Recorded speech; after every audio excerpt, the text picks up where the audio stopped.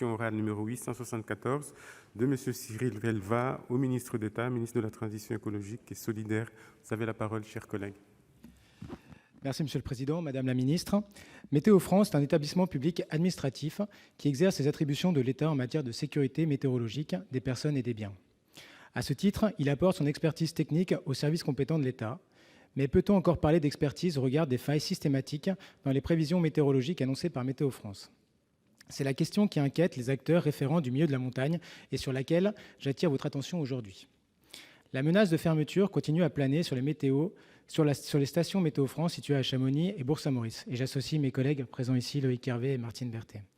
Le gouvernement ne peut pas se permettre d'entretenir le flou autour de ces décisions.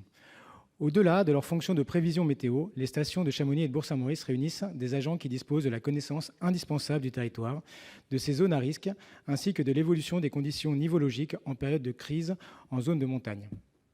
Le choix d'une approche centralisée au détriment d'une approche de proximité est celui de la confiance accordée aux capteurs automatiques au détriment de celles accordées aux salariés formés et expérimentés de Météo France.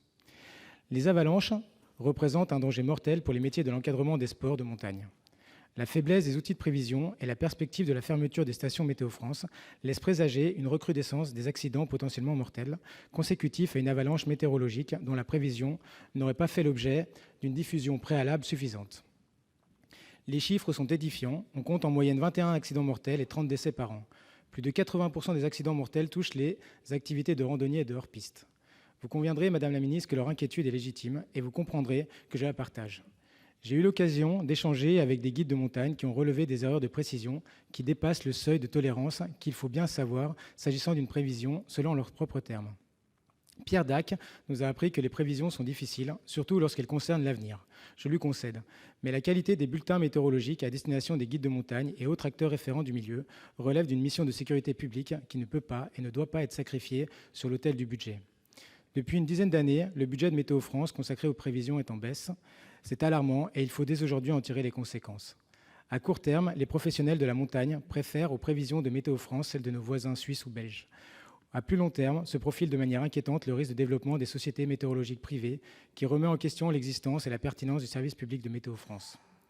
Certaines entreprises moyennent d'ores et déjà leur expertise et la perspective que des anciens salariés Météo France rejoignent ces sociétés à but lucratif ne révèle pas seulement de la fiction. Cela force le constat du discrédit attribué à nos services. À l'heure de l'urgence climatique, la perte de prévision des outils de Météo France n'est pas seulement une aberration, c'est un danger. Je vous demande donc, Madame la Ministre, de m'indiquer les mesures que vous entendez prendre pour poursuivre la mission qui est la vôtre, d'assurer la sécurité des personnes et des biens, d'assurer la sécurité de nos concitoyens. Je vous remercie. Merci, chers collègues. L'ordre du jour... Madame la Ministre, je vous en prie pour votre réponse. Comme vous voulez. Il a trop dépassé, c'est pour ça. Je vais être brève. Monsieur le Président, Mesdames, Messieurs les sénateurs, Monsieur le sénateur Cyril Pellevat, vous avez interrogé François de Rugy. Ne pouvant être présent, il m'a chargé de vous répondre. Vous souhaitez connaître nos intentions en matière d'amélioration de la qualité des bulletins de prévision des risques d'avalanche. Vous avez raison, l'enjeu est d'importance. Ainsi, lors de la dernière saison hivernale, 60 accidents d'avalanche ont été recensés, entraînant le décès de 13 personnes. Il s'agissait pourtant d'une saison peu accidentogène, parce qu'en effet, entre 2010 et 2018, les avalanches ont causé en moyenne 30 décès par saison en France. Comme vous le savez, Météo France diffuse quotidiennement en saison hivernale des bulletins d'estimation des risques d'avalanche, fournissant une information sur l'état du manteau neigeux et des risques. Ces bulletins, diffusés sur le site internet et l'application mobile de Météo France, sont produits à l'échelle de 36 massifs pour les Alpes, les Pyrénées et la Corse. Pour chaque massif, en complément de l'indice chiffré du risque d'avalanche, le bulletin contient des informations synthétiques sur la nature du risque d'avalanche attendu, départ spontané ou déclenchement par les skieurs potentiels, et sur la localisation des pentes les plus dangereuses.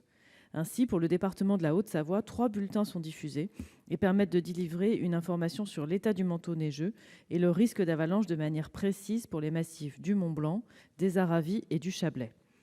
Ces bulletins sont rédigés par Météo France avec la contribution des observateurs du réseau Niveau météorologique et en partenariat avec l'Association des maires des stations de montagne, de Domaines skiables France et l'Association des directeurs de pistes et de la sécurité des stations de sport d'hiver. Compte tenu des révolutions technologiques en cours, conduisant à multiplier les possibilités de recueil et de transmission de sources d'informations nouvelles, nous avons demandé à Météo France d'engager, en concertation avec les partenaires déjà cités, mais d'autres, tels que l'Association nationale pour l'étude de la neige et des avalanches, le Système national d'observation des sports de montagne, le syndicat des guides de montagne, le syndicat des moniteurs de ski et les représentants des usagers, donc d'engager une réflexion dans l'objectif d'accroître le partage d'informations avec les acteurs de terrain. À cet effet, un plan d'action pour animer et pérenniser ce réseau d'observateurs niveau météorologiste sera rédigé d'ici la fin de l'année. Merci, Madame la Ministre.